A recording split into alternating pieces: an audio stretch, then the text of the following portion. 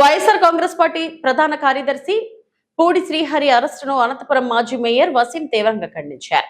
మాజీ ముఖ్యమంత్రి వైఎస్ జగన్మోహన్ రెడ్డి వద్ద సిపిఆర్ఓగా పనిచేసిన పూడి శ్రీహరిని విజయవాడలోని ఆయన నివాసం వద్ద పోలీసులు చట్ట విరుద్ధంగా అదుపులోకి తీసుకున్నారని పేర్కొన్నారు. అరెస్టు సమయంలో సరైన చట్టపరమైన విధానాలు పాటించకుండా ఆయన మొబైల్ ఫోన్లు, ల్యాప్టాప్ ను స్వాధీనం చేసుకోవడం ఆందోళనకరమని ఆయన అన్నారు. ఆంధ్రప్రదేశ్ లో పోలీస్ వ్యవస్థను పాలకులు రాజకీయ ప్రయోజనాల కోసం వినియోగిస్తున్నారని, ప్రజాస్వామ్యాన్ని కాపాడాల్సిన ప్రభుత్వమే దానిని దెబ్బతీస్తుందని విమర్శించారు. రెడ్ బుక్ రాజ్యాంగం పేరుతో వైఎస్ఆర్ కాంగ్రెస్ పార్టీ నాయకులపై తప్పుడు కేసులు నమోదు చేస్తూ వేధింపులకు పాల్పడుతున్నారని ఆరోపించారు. పూడి శ్రీహరి అరెస్టు కూడా ఇదే ధోరణిలో జరిగిందని, మాజీ ముఖ్యమంత్రి వైఎస్ జగన్మోహన్ రెడ్డి గారి నెల్లూరు జిల్లా జువ్వెలదిన్నె ఫిషింగ్ హార్బర్ పర్యటన నుంచి ప్రజల దృష్టిని మళ్లించేందుకు పాలక పార్టీ తీసుకున్న చర్యగా అభివర్ణించారు. అందరికీ నమస్కారం. మన ఆంధ్ర రాష్ట్రంలో కానివ్వండి, భారతదేశంలో కానివ్వండి, అదేవిధంగా ప్రపంచవ్యాప్తంగా కొన్ని చోట్ల ఏ విధంగా అయితే మొన్నటి రోజున మనం డాక్టర్ బిఆర్ అంబేద్కర్ గారి జయంతి వేడుకల్ని ఘనంగా జరుపుకున్నామో అందరు కూడా ఒకసారి చూసిన విషయమే. మన రాష్ట్రంలో డాక్టర్ బిఆర్ అంబేద్కర్ గారు రచించిన రాజ్యాంగం నడుస్తుందా, లేదా నారా లోకేష్ గారు రచించిన రెడ్ బుక్ రాజ్యాంగం నడుస్తుందో ప్రజలందరికీ కూడా తెలిసిన విషయమే. కూటమి ప్రభుత్వం అధికారంలోకి వచ్చి దాదాపుగా 2 సంవత్సరాలు అవుతుంది. ఈ 2 సంవత్సరాల కాలంలో ఏ విధమైన వైఎస్ఆర్సీపీ శ్రేణులపైన, నాయకులపైన, కార్యకర్తలపైన ఏ విధమైన అరాచకాలు చేస్తున్నారో, కక్ష సాధింపుతో అక్రమ కేసులు కావచ్చు, అక్రమ అరెస్టులు కావచ్చు, ఏ విధంగా చేస్తున్నారో కూడా మన ముందు కూడా ఒకసారి గమనించాలి. ఏ ఒక్కరైనా కూడా ఒక చిన్న సోషల్ మీడియాలో పోస్ట్ పెట్టినామన్నా కూడా ఖచ్చితంగా వానికి ఇబ్బంది పెట్టే రకం ఈరోజు మనం అందరూ కూడా ఒకసారి గమనిస్తున్నాం. అసలు మేము ప్రజాస్వామ్య దేశంలో ఉన్నామా లేకపోతే ఎక్కడ ఉన్నామో కూడా ఒకసారి గమనించాల్సిన పరిస్థితి కూడా మీ అందరికీ తెలియజేస్తున్నాను.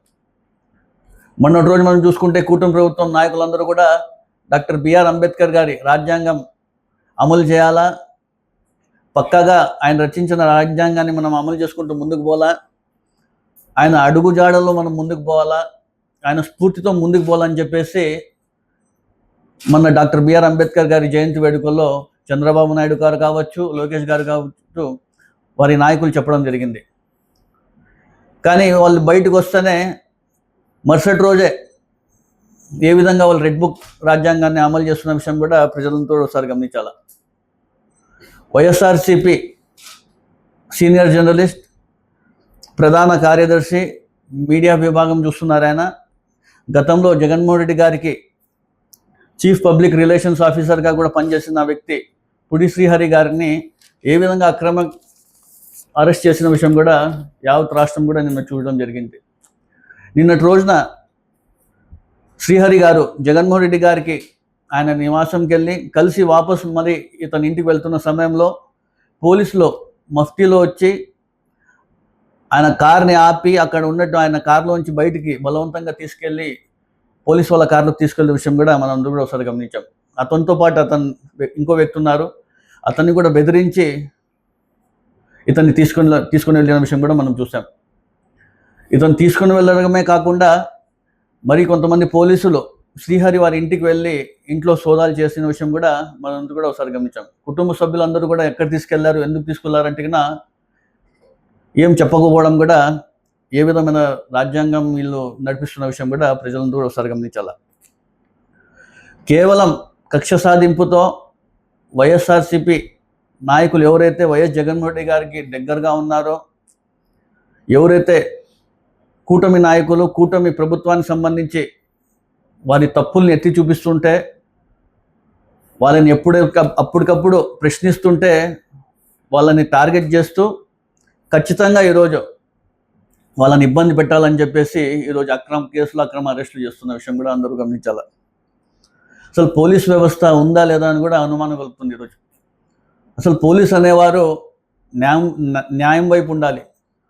కేవలం వాళ్ళు కూటమి ప్రభుత్వానికి చూసుకొని ఏ విధంగా కూటమి నాయకులు చెప్తున్నారో ఆ విధంగా ముందుకు పోతున్న విషయం కూడా ప్రజలందరూ కూడా ఒకసారి గమనించాలని తెలియజేస్తున్నాను. అదేవిధంగా నిన్నటి రోజున జగన్మోహన్ రెడ్డి గారు నెల్లూరు జిల్లా జువెలదిన్నె షిప్పింగ్ హార్బర్కి సంబంధించి అక్కడ అన్యాయాలకు గురవుతున్నారని చెప్పేసి కూడా అక్కడ వెళ్ళడం జరిగింది. ఎక్కడైతే ఆయన వెళ్తారో జనం ఏ విధంగా వస్తున్నారో, జనసముద్రం ఏ విధంగా ఉందో కూడా ప్రజలందరికీ తెలుసు. జగన్మోహన్ రెడ్డి గారు అధికారంలో ఉన్నా, ప్రతిపక్షంలో ఉన్నా ప్రజలు ఏ విధంగా ఆయనకి స్పందన ఉండే విషయం కూడా వీళ్ళు ఓర్వలేక నిన్న ఎక్కడ ప్రోగ్రాం అక్కడ హైలైట్ అయిపోతుంది. ఆ ప్రజలందరినీ కూడా మళ్లించడానికి రాష్ట్ర వ్యాప్తంగా ఏదో ఒక న్యూస్ క్రియేట్ చేయాలా, డైవర్షన్ పాలిటిక్స్ చేయాలని చెప్పేసి నిన్నటి రోజున అక్రమ అరెస్ట్ చేసిన విషయం కూడా ప్రజలందరూ కూడా ఒకసారి గమనించాలి. అదేవిధంగా మనం చూసుకుంటే ఎప్పుడైనా చూడండి, జగన్మోహన్ రెడ్డి గారికి ఒక మంచి హైప్ వచ్చే కార్యక్రమం చేసినప్పుడు కానివ్వండి, జగన్మోహన్ రెడ్డి గారు మంచి కార్యక్రమం చేసి ప్రజల్లో ఒక మంచి స్పందన వచ్చినప్పుడు ఖచ్చితంగా వీళ్ళు డైవర్షన్ పాలిటిక్స్ చేస్తారు. ఈ మధ్యకాలంలో మనం చూసుకుంటే మావిగానికి సంబంధించి ప్రజల్లో ఒక మంచి స్పందన ఉంది, ఒక హాట్ టాపిక్గా మారింది. ఏదైతే ఆయన మావిగన్ 110 కిలోమీటర్ల కారిడార్ చెప్పారో ఇది ఒక మంచి ఆలోచన, ఒక మంచి ప్రతిపాదన అని చెప్పేసి ప్రజల్లో చర్చ జరిగేటప్పుడు ఒక డైవర్షన్ పాలిటిక్స్ కింద ఏదో ఒక కార్యక్రమం చేసేది సహజం కూటమి నాయకులు. అదేవిధంగా మనం చూసుకుంటే ఏబిఎన్ రాధాకృష్ణ గారు ఆయన ఏ విధంగా మాట్లాడించడం అవన్నీ కూడా చూసాం మనం. మా రాష్ట్ర వ్యాప్తంగా నాయకులందరూ వెళ్ళి కూడా స్టేషన్లలో కంప్లైంట్ పెడితే ఇప్పటి వరకు యాక్షన్ తీసుకోరు, కేసు నమోదు చేయరు. బిఆర్ నాయుడుకు సంబంధించి టీటీడీ చైర్మన్ గారికి అనేక కంప్లైంట్లు ఇవ్వడం జరిగింది. ఆయన పార్టీలో నుంచి ఆ పదవి నుంచి తొలగించాలని చెప్పడం జరిగింది. ఆ పదవిని తొలగించారు, అతనిపైన ఏ విధమైన చర్యలు తీసుకోరు. అదేవిధంగా మన నగరానికి సంబంధించి మనం చూసుకుంటే స్థానిక ప్రజాప్రతినిధి రుద్రా ఇన్ఫ్రా అని చెప్పేసి వాళ్ళ సమీప బంధువుకు సంబంధించి ఒక కాంట్రాక్ట్ సంస్థ ఫోర్జరీ చేసి ఫ్యాబ్రికేట్ చేసి ఒక సర్టిఫికేట్ క్రియేట్ చేసిన విషయం కూడా అనంతపురం జిల్లాలో అంతా కూడా చూసాం. ఇప్పటి వరకు దానికి సంబంధించి కూడా చర్యలు ఉండవు, యాక్షన్ తీసుకోరు. అదేవిధంగా గతంలో నేను మేయర్గా ఉన్నప్పుడు నా ఛాంబర్లో దౌర్జన్యంగా కూటమి నాయకులు వచ్చేసి నా ఛాంబర్ లోపలికి వచ్చేసి ఆ ఫోటోలు పెట్టాలని చెప్పేసి ఫైల్ అన్నీ తీసేసి గందరగోళం చేసిన విషయం పైన కూడా మేము కంప్లైంట్ ఇస్తే ఇప్పటి వరకు పోలీసులు యాక్షన్ తీసుకోరు. చింతకుంట మధు అని చెప్పేసి మా సీనియర్ నాయకుడు వైఎస్ఆర్సీపీ అధికార ప్రతినిధిగా పనిచేస్తున్నాడు. ఆయన పైన దాడి చేస్తే మేము సాక్షాత్ అందరూ వెళ్ళి కూడా 4th టౌన్లో కంప్లైంట్ ఇచ్చినప్పుడు కూడా పోలీసులు అక్కడ కూడా యాక్షన్ తీసుకోరు, చర్యలు తీసుకోరు, వాళ్ళపైన కేసులు నమోదు చేయరు. మెహతాజ్ అని చెప్పేసి DCMS సంబంధించి ఆమె ఆటోలో ఏదో ట్రాకింగ్ డివైజెస్ పెట్టినారని చెప్పేసి UJC తరఫున మేమందరూ కూడా వెళ్ళి డిఎస్పీ గారికి కంప్లైంట్ కూడా ఇవ్వడం జరిగింది. ఇవన్నీ ట్రేస్ అవుట్ చేయండి, ఎవరేం పెట్టినారని చెప్పి కూడా అది కూడా యాక్షన్ తీసుకోరు, చర్యలు తీసుకోరు. కానీ ఒకరోజు మన మాజీ కార్పొరేటర్ తనయుడు ఒక దిమ్మకడుతున్నా చెప్పేసి గుల్జార్పేటలో అక్రమంగా అరెస్ట్ చేసినారు. మేమందరూ కూడా ఎలా చేస్తారు, మీరు అక్రమంగా అరెస్ట్ చేస్తారని చెప్పి పోలీస్ స్టేషన్ గారు అందరికీ మా నాయకులందరూ కూడా పోయి ప్రశ్నిస్తే మా పైన అక్రమ కేసులు పెడతారు. ఎక్కడ న్యాయం ఉందో కూడా ఒకసారి పోలీసులందరూ కూడా ఒకసారి గమనించాలని కూడా నేను పోలీసు వాళ్ళని కూడా చెప్పడం జరుగుతుంది.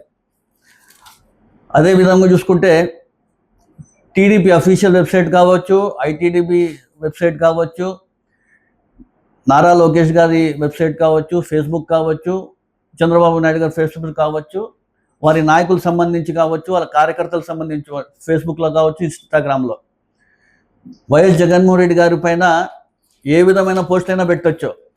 ఏదో మనం చూసుకుంటే చెప్తాను, చూడండి, క్రెడిట్ చోరీ డిసార్డర్ అని చెప్పేసి వైఎస్ జగన్మోహన్ రెడ్డి గారి పైన అనేక వంటివి పెట్టడం జరుగుతుంది.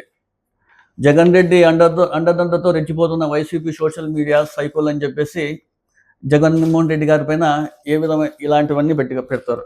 దేశం మొత్తం అమరావతి వైపు నిలబడితే మా జగన్మోహన్ రెడ్డి తప్పని చెప్పేసి ఇలా పోస్ట్ పెడతారు. అదేవిధంగా జగన్ రాజధాని నాశనం చేశాడని చెప్పేసి ఇట్లా మా వైఎస్ జగన్మోహన్ రెడ్డి గారి పైన అయితే కదా వీళ్ళు ఏ విధమైన పోస్టులు పెడితే వైఎస్ఆర్సీపీ నాయకులు కార్యకర్తలు మాత్రము మౌనంగా ఉండాలి. టీడీపీ నాయకులు ఏ విధమైన పెట్టని ఇలాంటి పోస్టులు ఇలాంటివన్నైనా పెట్టని మేము మాత్రం చూస్తూ ఊరికే ఉండాలి. ఎన్ని కంప్లైంట్లు మా రాష్ట్ర నాయకులు కానివ్వండి, మా వైఎస్ఆర్సీపీకి సంబంధించిన నాయకులు అందరూ పోయి కంప్లైంట్లు ఇచ్చినా కూడా ఏ ఒక కేసు నమోదు చేయరు, యాక్షన్ తీసుకోరు. ఎక్కడో రాప్తాడులో ఒక వైఎస్ఆర్సీపీ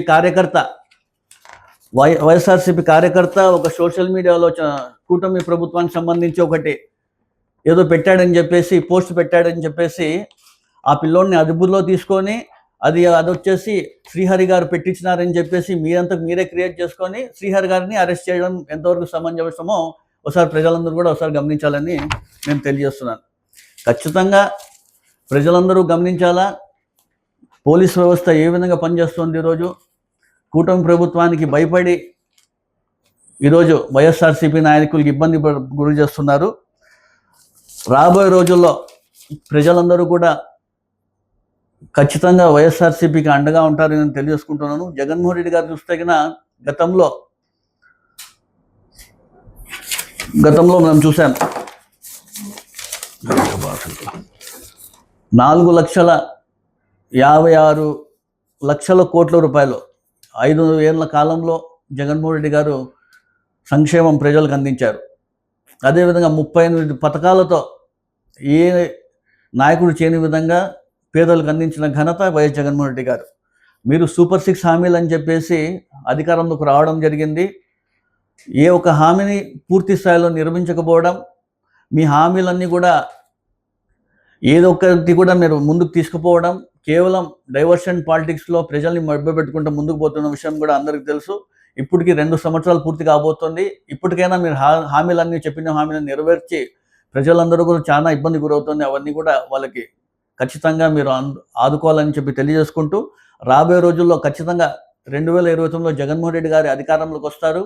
అధికారంలోకి వచ్చిన తర్వాత ఎవరెవరైతే ఇప్పుడు ఏమేమి చేస్తున్నారో ఖచ్చితంగా మీకు అవన్నీ కూడా హిస్టరీ రిపీట్స్ అన్నట్లు మీరు ఏ తప్పు చేసినారో మీరు ఖచ్చితంగా అనుభవించి తీరాల్సిందే తెలియజేసుకుంటూ, రాబోయే రోజుల్లో ప్రజలు మీకు బుద్ధి చెప్తారని తెలియజేస్తున్నాను.